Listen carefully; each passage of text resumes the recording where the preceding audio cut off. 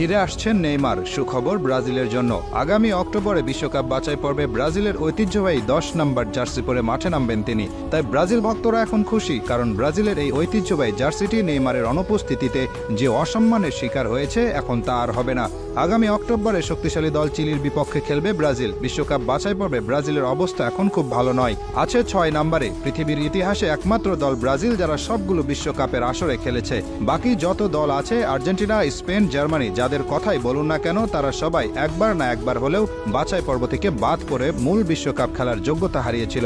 কিন্তু ব্রাজিলই একমাত্র দল যাদের কোনোদিন এমন কিছু দেখতে হয়নি। কিন্তু এবার শঙ্কা জেগেছে বিশ্বকাপ বাছাই পর্ব থেকে বাদ পড়ার।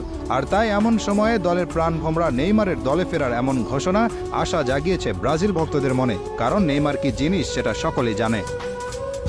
নেইমার এমন একজন খেলোয়াড় যিনি একাই পারেন একটা ম্যাচ জিতিয়ে নিয়ে আসতে। বর্তমানে ব্রাজিল দলে যারা আছেন তারা সব